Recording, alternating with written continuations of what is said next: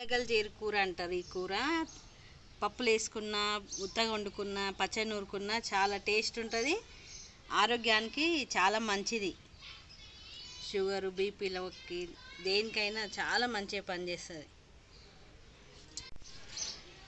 ఈరోజు ఈ తెల్లగల కూర వండుకుందాం. చాలా మంచిగా ఉంటుంది, టేస్ట్ కూడా బాగుంటుంది, ఆరోగ్యానికి కూడా చాలా మంచిది.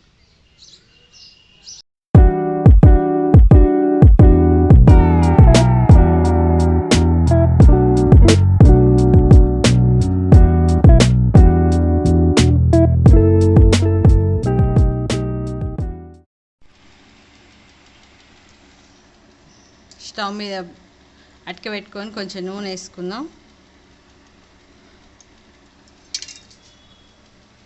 నూనె వేడెక్కాలి. ఆయిల్ వేడెక్కింది. జీలకర్ర, ఆవాలు, కరివేపాకు,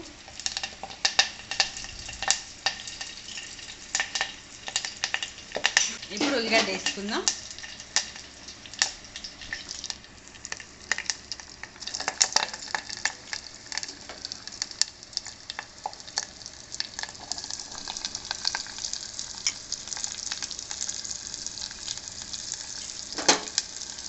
ఉల్లిగడ్డ కొంచెం మగ్గాలి. మగ్గినాక ఆకుకూర వేసుకోవాలి. ఈ తెల్లగల చాలా మంచిది ఒంటికి, ఆరోగ్యానికి. ఎవరికి ఎక్కువ తెలియక తినరు, అందుకే చూపిస్తున్నా.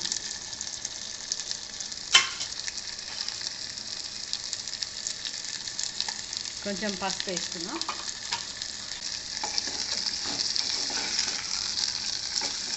పొలాల గట్ల ఎక్కడైనా దొరుకుతుంది, తెచ్చుకొని వండుకోండి. ఒకసారి వండి తిని టేస్ట్ ఎట్లుందో కామెంట్ చేయండి.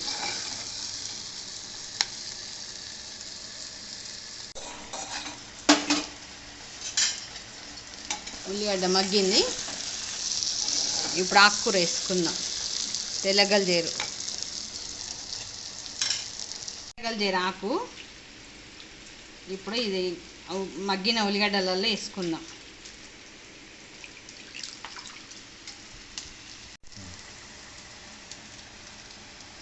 పప్పులు వేసుకోవచ్చు, పచ్చడి చేసుకోవచ్చు, ఎట్లయినా టేస్ట్ బాగుంటుంది. ఇంకోసారి ఎప్పుడైనా చూపిస్తారు వీళ్ళు. ఇట్లా ఆకుకూర ఒకటి వండుకున్నా మంచిగా ఉంటుంది. రొట్టె మీదకైనా, అన్నం వాళ్ళకైనా, ఎందులోకైనా బాగుంటుంది.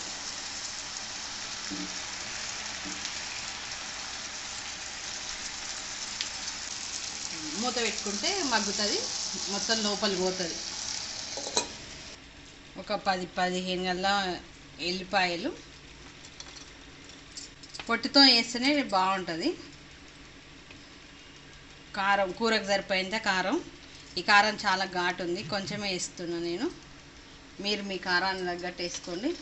కారానికి తగ్గట్టు ఉప్పు. ఇప్పుడు అన్నీ కలిపి దంచి వేసుకోవాలి కూర మగ్గినాక.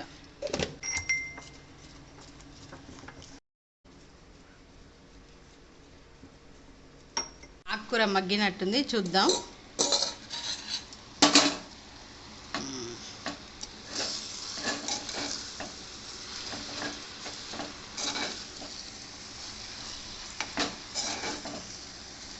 ఈ ఆకుకూరలు చూస్తే ఇంత కనపడతాయి, వండితే కొంచెమే అవుతాయి. ఏదైనా పాలకూర అయినా, తోటకూర అయినా, ఏ కూరగాయ, ఆకుకూరలు. ఇంకా కొంచెం మగ్గినాక దంచుకున్న వెల్లుల్లి కారం వేసుకుందాం. కొద్దిగా మగ్గాలి.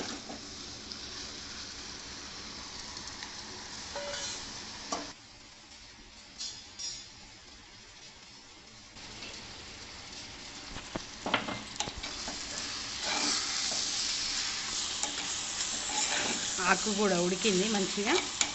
ఇప్పుడు దంచి పెట్టుకున్న వెల్లుల్లి కారం వేసుకుందాం.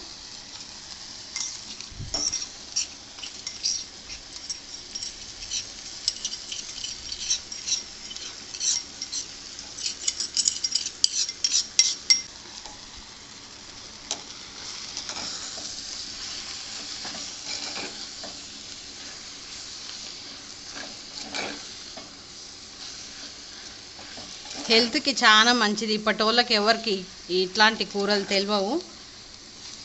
చాలా మంచిది, ఒకసారి వండుకోండి.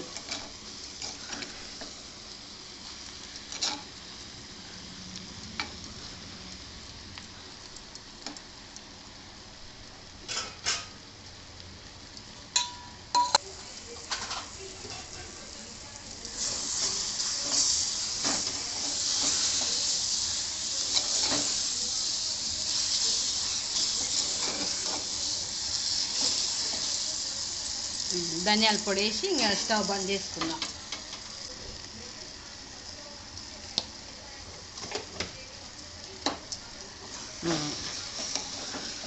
కూర రెడీ అయ్యింది. స్టవ్ బంద్ చేద్దాం. కలిపి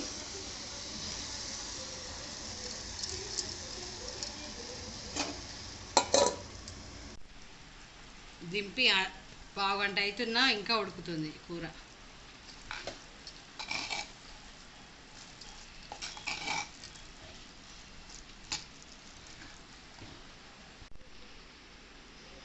రొట్టెకైనా అన్నానికైనా దేనికైనా మంచిగా ఉంటుంది ఈ కూర.